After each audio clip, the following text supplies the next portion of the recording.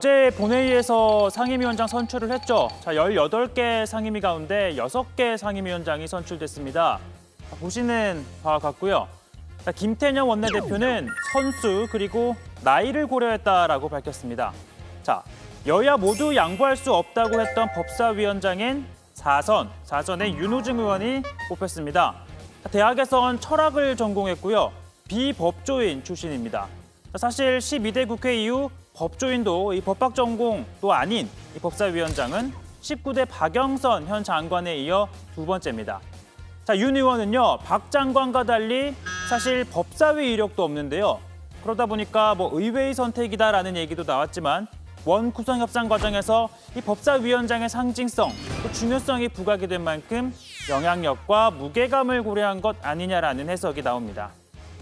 사법부와 검찰의 개혁을 완수하고 공정하고 정의로운 사법제도와 질서가 우리 사회에 정착될 수 있도록 최선을 다하겠다는 말씀을 드립니다. 일하는 국회의 걸림돌이 되어온 법사위의 잘못된 관행과 제도를 혁신하는 데에도 앞장서겠습니다. 사실 이 선수로만 보자면요. 외통위원장으로 뽑힌 송영길 의원 5선입니다. 그러니까 상임위원장을 맡기에는 중진인데요. 사실 위원장 이 회의도 주재해야 하고 또 여야 의원들이 싸우면 중재도 해야 하는 등 굳은 일도 많은데 그러다 보니까 본인도 이렇게 말합니다. 사실 저는 상임위원장을 하기에는 5선 국회의원이 돼서 여러 가지로 고민도 많이 했습니다만 한반도의 평화를 지키는데 제가 조금이나 할 역할이 있다 이런 생각을 가지고 나서게 되었습니다. 다만 이 통상 외통위는요, 위원들도 중진들이 대거 포진을 합니다. 이번에 배정된 명단을 제가 한번 확인해 봤는데요. 모두 21명인데 이 선수를 다 더하면 66선입니다. 그러니까 평균 3선이라고 할 수 있죠. 안민석, 이낙연, 이상민, 김영주 의원, 그리고 이제 권영세, 박진, 홍문표 등 4선 이상의 여야 중진들의 이름을 올리고 있습니다. 사실 더 정확하게는 통합당은 상임위원 명단을 제출하지 않았습니다. 박병석 국회의장이 재선 이상은 상임위 경력, 또 초선들은 민간에서 한 경력과 언론 보도 등을 통해 파악한 희망 상임위를 기준으로 해서 배정한 겁니다. 통합당 의원들, 내가 원하지 않은 상임위에 배정이 됐다면서 국회의장을 찾아가 이렇게 항의합니다. 헌법사상 유례 없는 의회 폭거를 감행하신 박병석 국회의장과 민주당에게 강력하게 항의를 드렸습니다. 강제 배정된 상임위원 바로 취소하고 철회해 주시길 또 강력하게 말씀을 드렸고요. 통합당은 내 의지와 상관없이 배정된 상임위에서 활동할 수 없다며 이 배정된 의원들 일괄 이렇게 사임계를 제출했습니다. 반면 민주당은요, 곧바로 업무에 돌입했습니다. 당 내에서는 상임위원장 그리고 간사들이 모이는 이런 회의를 연 데 이어서요. 또 법사위와 외통위, 산자위는 전체 회의를 열고 소관 부처로부터 업무 보고를 받았습니다. 또 당장 시급한 일도 처리하겠다라고 밝힙니다. 위원장이 선출된 상임위부터 곧바로 추경 심사를 시작하게 하겠습니다. 위원장 선출을 마치지 못한 상임위는 정부 관계자들을 불러 간담회를 열고 상임위 가동을 위한 준비에 만전을 기하겠습니다. 그런데 지금 말한 추경안 이걸 처리하려면 예결위가 구성이 되어야 합니다. 민주당은 예결위원장은 통합당이 맡으라라고 제안을 했었죠. 국회의장은 19일 본회의를 열고 예결위를 포함해서 나머지 상임위원장 선출하겠다라고 밝혔는데요. 남은 시간 나흘입니다. 그런데 통합당 주호영 원내대표 어제 벌어진 일에 대해서 책임을 지겠다며 사의를 표명했습니다. 동료 의원들은 이 원내대표의 책임이 아니다. 우리는 당신을 믿고 따르겠다며 힘을 실었지만 제 사퇴의 의지는 확고합니다.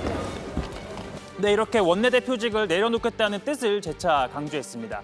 결국 김종인 비대위원장이 오늘 아침 직접 전화를 걸어서 이렇게 만류를 했고요. 좀 쉬겠다라는 답을 했다고 합니다. 그리고 비대위 역시 주 원내대표를 재신임키로 했습니다. 후임 원내대표 선출 계획은 없다고 합니다. 그런 계획은 없어요. 주호영 대표 다시 돌아오실 거라고 생각하세요? 당연히 돌아오고. 자, 돌아온다고 하더라도 다만 여야 합의 역시 쉽지 않아 보이는데요. 통합당은 18개 상임위 모두 민주당이 가져가라 라면서 우리는 포기하겠다라는 의사를 밝혔습니다.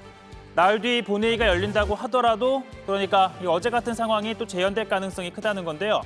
자, 어제 본회의장 어땠냐? 이 안팎의 상황 확연하게 달랐습니다. 자, 먼저 본회의장 안에 이 민주당 의원들입니다. 동료들과 반갑게 인사를 나누고 또 투표 결과를 기다리는 동안에는 또 삼삼오오 모여서 담소도 나눴습니다. 간간히 웃음소리도 들렸고요. 당선되었음을 선포합니다.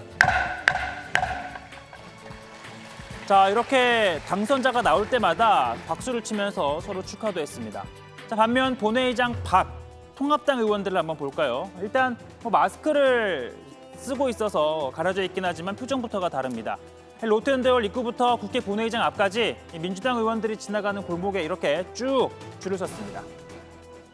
민주주의 파괴하는 의회독재 민주당은 각성하라! 각성하라! 각성하라! 각성하라! 박병석 국회의장은 중지하라! 중지하라! 중지하라! 중지하라! 자, 사실 이런 구호 좀 안 해본 사람들이라면 낯설고 어색할 겁니다. 그런 국회 의원들 많을 텐데요. 아무래도 이런 상황에서는 좀 해본 사람이 나서줘야 할 겁니다. 자, 한국노총 출신 이미자 의원인데요. 이렇게 자연스럽게 동료 의원이 앞으로 안대를 합니다. 법사위를 강탈하라! 민주당은 각성하라! 네, 아주 큰 목소리로 규탄 발언을 하죠. 그리고 이어지는 의원들의 규탄 발언이 있었는데 민주당 의원들이 들어오기 시작하면서 잠시 좀 막아 못 떴었는데요. 상임위 강제 배정은 있을 수 없는 일입니다.